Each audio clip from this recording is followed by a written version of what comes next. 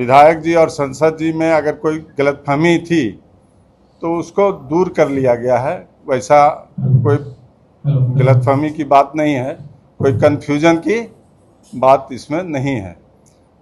कभी कभी छोटी छोटी बातों में आदमी कंफ्यूज हो जाता है, तो ये अगर कहीं फेसबुक में या इस तरह के कुछ देखने को मिल रहा है तो ये हम बोल लेंगे कि ये बात में बहुत कुछ बात विशेष नहीं है, लेकिन इसको कुछ बढ़ा चढ़ा करके फेसबुक में ये समय कुछ देखने को मिल रहा है। तो पहले इस बात को हम क्लियर कर देना चाहते हैं कि हमारे विधायक जी और संसद जी में कुछ गलतफहमियां हुई थी, जिसको दूर कर लिया गया। दूसरी बात है कि अभी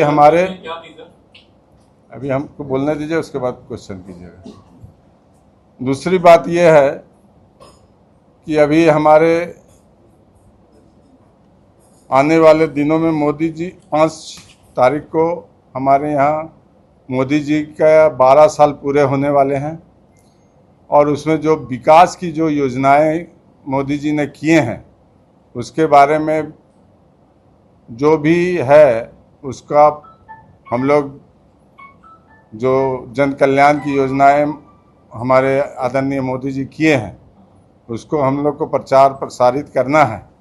और साथ ही साथ अभी पार्टी के भी बहुत कार्यक्रम हम लोगों के बीच में आए हैं, तो उसको भी हम लोग को करना है।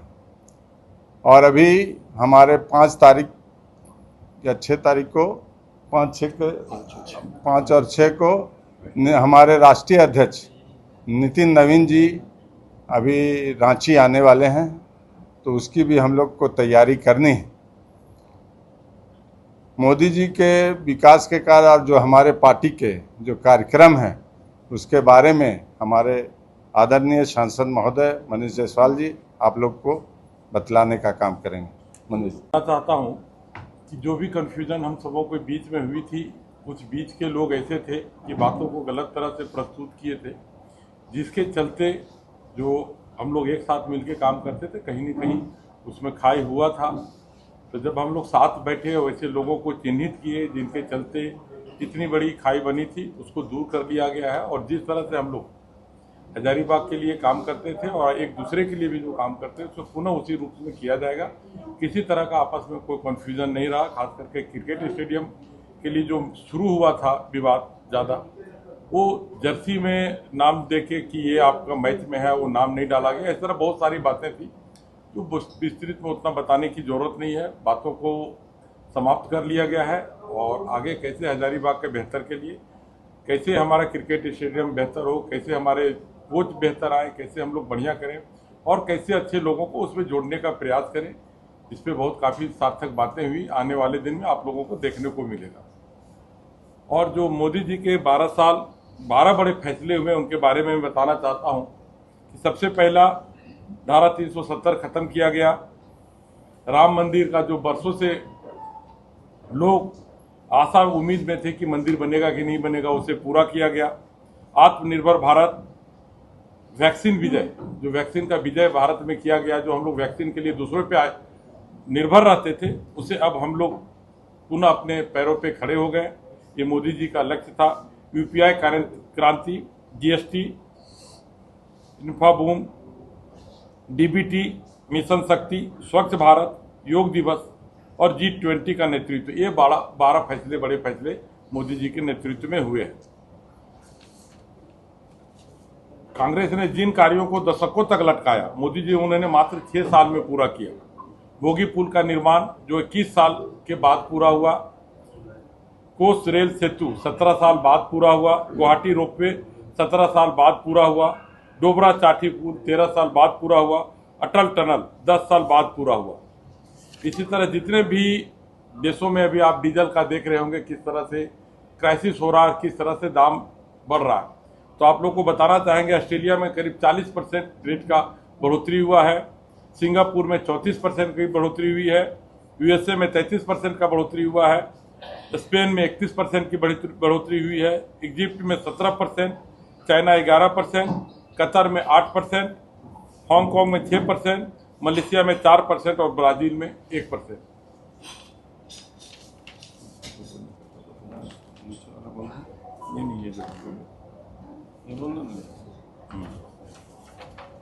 मोदी जी ने जो 5 सालों में जो काम किए थे, 7 करोड़ एलपीजी कनेक्शन, जो कभी हम लोग कनेक्शन के लिए रात दिन परेशान रहते थे, एक रेगुलेटर भी कांग्रेस के टाइम में लाइन लगाना पड़ता था, तो 7 करोड़ एलपीजी कनेक्शन हुआ। 100% विद्युतीकरण का लक्ष्य हम लोगों ने प्राप्त किया। 2 करोड़ गरीबों को घर मिला। 9 करोड़ शौचालय बनाया गया। 33 करोड़ जनधन अकाउंट, 50 करोड़ आयुष्मान भारत लाभार्थी, 32 करोड़ एलईडी बल्ब, 14 करोड़ मुद्रा लोन, 18 लाख किलोमीटर सड़क बनाई गई, 35 नए एयरपोर्ट बनाए गए, सस्ता मोबाइल डेटा उपलब्ध कराया गया, सैनिकों को हथियार एवं सुरक्षा दिया गया।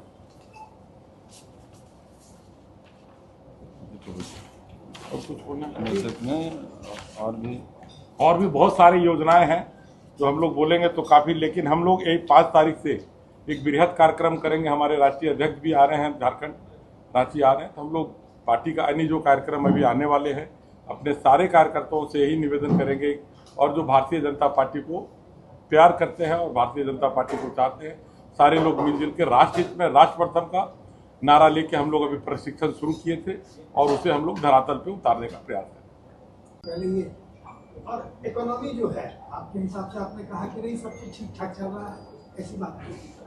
3 महीने पहले आप कह रहे थे कि भाई हम तीसरी अर्थव्यवस्था दुनिया में बनने जा रहे हैं, हमारी इतनी अच्छी चीजें चल रही हैं, एकाएक एक युद्ध हुआ और 3 महीने के अंदर स्थिति ये आ गई कि पेट्रोल के दाम बढ़ रहे हैं, गैस के दाम बढ़ रहे हैं, सारी चीजें, और अब ये बताया जा रहा है कि नहीं अर्थव्यवस्था बहुत गड़बड़ स्थिति। ये कौन बता रहा है? तो ये इकोनॉमी आपको मैं समझाऊं, आपका प्रश्न आ गया मेरे बीच में, अभी हम आपको जवाब दें। देखिए, सबसे पहले आपको ना एक तुलना का एक पैरामीटर होता है, तो 2014 से आप तुलना करेंगे कि 2014 में आपका बजट कहाँ था, आज आपका बजट कहाँ है। 2014 आप समझिए, आपको रे बात इकोनॉमी उसी को ना बोलते हैं कि कितना चर्न होता है इकोनॉमी, उसी बात को बोलते हैं।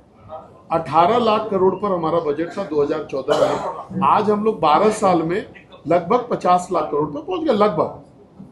तो लगभग आप समझ लीजिए 3 टाइम्स का जो है वो एस्केलेशन है हमारा, पहला। दूसरा कि अब आप जो जमीनी काम जो हुआ उसको देखिए, जमीन पैसे कैसे मजबूत हुआ। 14 के पहले इस देश की 70% आबादी के पास शौचालय नहीं था। आज शायद ही कोई व्यक्ति है जिसके पास शौचालय नहीं हो। ये प्रेरणा से भी हुआ और आर्थिक मदद से भी हुआ। आज हम लोगों ने 8 करोड़ गैस देकर के लोगों के जीवन को बदलाव किया। आज प्रधानमंत्री आवास का 3 करोड़ बना। इंफ्रास्ट्रक्चर पे सबसे ज्यादा खर्चा। आज आप देखिए, कहीं पर भी रोड आप देखिएगा तो दुनिया भर का बन रहा है, रेल आप देखिएगा तो दुनिया भर का बन रहा है, एयरपोर्ट्स की संख्या डबल हो गई, मेडिकल कॉलेज 325 से 808 हो गए, IIM 13 से 21 हो गया, IIT जो है वो उसकी संख्या बढ़ गई। तो इन सब चीजों पर हम लोगों ने काम किया, जिसको बोलते हैं जड़ पे पानी देना, ताकि वृक्ष जो है वो हरा भरा हो। अब आप इस बात को अच्छे से समझते हैं कि युद्ध ऐसे जगह पर हुआ है जहां से हमारा 25% से 30% तेल भी आता है और गैस भी आता है। मान लीजिए आपके घर में गोदाम हो खाने का, वो भरा हुआ हो लेकिन उसमें आग लग गया हो, आप वहां से सामान नहीं लेके आ सकते। आपका गोदाम भरा हुआ, उसके बाद भी आपको सामान खरीदने की जरूरत पड़ रही है। अगर उसका एडवांटेज कोई लेना चाहता है तो वो अपॉर्चुनिस्ट होगा। ये युद्ध हुआ है, पूरे विश्व में इसका संकट है, केवल भारत पर नहीं है। लेकिन मैं इतना जरूर आपको कहना चाहूंगा कि जितना दूसरे देशों ने दाम बढ़ाया, उसके तुलना में भारतवर्ष में पेट्रोलियम का और गैसेस का प्राइसेस जो है वो बहुत कम बढ़ा। अब जिनको ये नहीं दिखेगा कि पूरा वैश्विक सिनेरियो आज के दिन में क्या है, वो उस प्रश्न को करेंगे। लेकिन जिनको लगेगा कि हाँ भाई, ये वैश्विक परिवेश जब बदला तो हमारा जीवन भी थोड़ा बदलेगा, उसमें भी थोड़ा बदलाव आएगा, उनको ये बड़ा सामान्य लगेगा और मोदी जी का जो विजन है वो बड़ा दिखेगा, क्योंकि यहाँ सबसे कम प्रभाव हुआ। अभी मैं आपको एक बात बताऊं कि अभी थोड़े दिन पहले मंत्री आए थे, एविएशन के मिनिस्टर आए थे 4 दिन पहले रांची में। उन्होंने कहा है कि झारखंड में 5 एयरपोर्ट बनने वाला है, जिसमें हजारीबाग भी है। अब मैं फिर से ये दोहरा रहा हूं कि हजारीबाग का एयरपोर्ट का निर्माण इसलिए रुका हुआ है क्योंकि राज्य सरकार जमीन का अधिग्रहण करके केंद्र को नहीं दे रही है।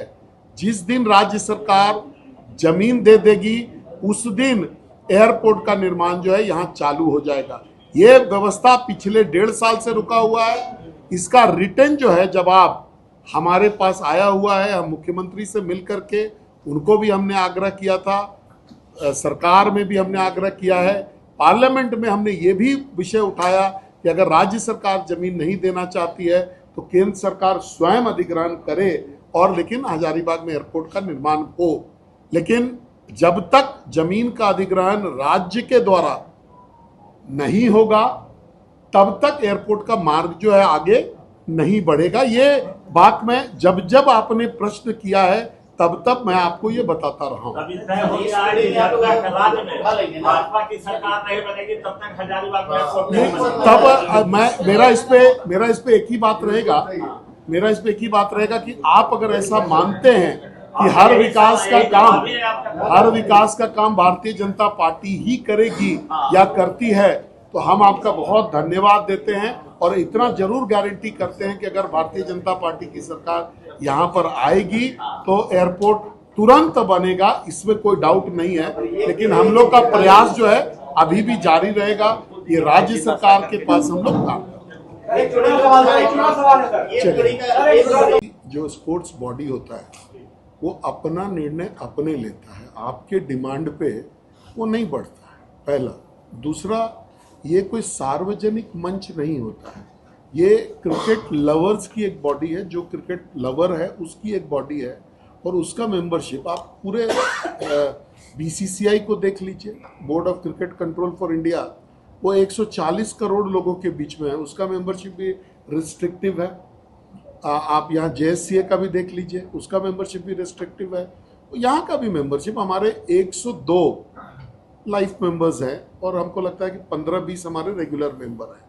इनके बीच का ये एसोसिएशन है। समय समय पर एसोसिएशन को जब लगेगा कि उसको अपनी संख्या को बढ़ानी चाहिए तो वो उसके मेंबर्स इसका निर्णय करेंगे। आप इसका निर्णय नहीं कर सकते। जो उस एसोसिएशन के, ये एक रजिस्टर्ड बॉडी है, सोसाइटीज एक्ट में ये रजिस्टर्ड बॉडी है और वो अपना नियम कानून अपने बनाएगी और उस चीज़ों को एक्सटेंड करेगी।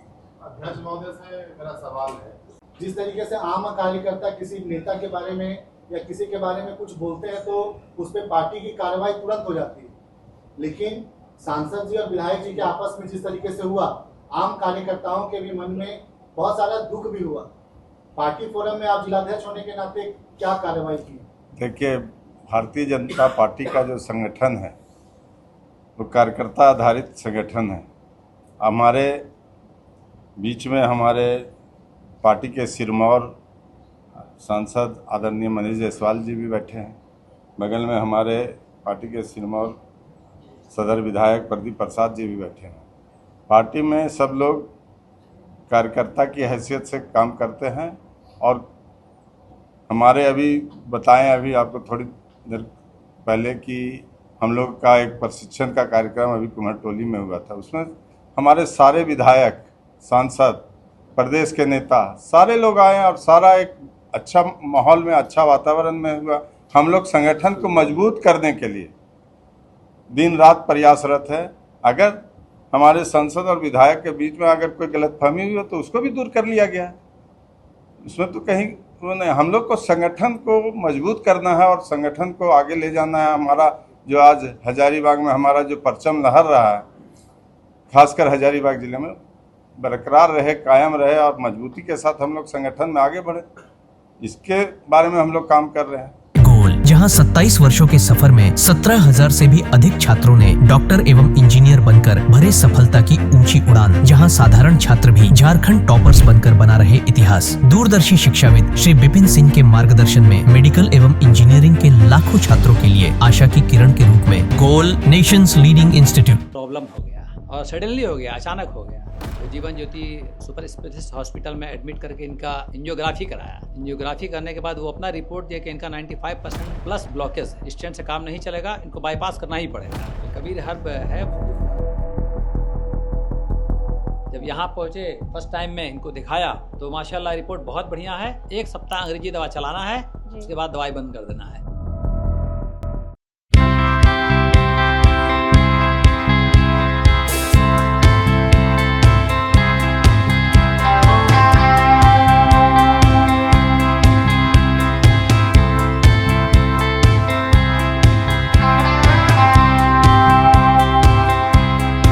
सरकारी परीक्षा की तैयारी का सबसे भरोसेमंद नाम NIBM।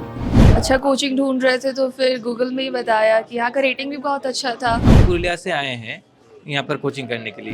NIBM के बारे में मेरे एक भैया हैं जो पिछले साल ही बैंकिंग यहीं से प्रिपरेशन किए और इस बार IBPS PO में सिलेक्शन लिए। मेरा अभी फाइनल सिलेक्शन हुआ है RRB PO में, उत्तर बिहार ग्रामीण बैंक में। मेरा फाइनल सिलेक्शन RRB PO में हुआ है।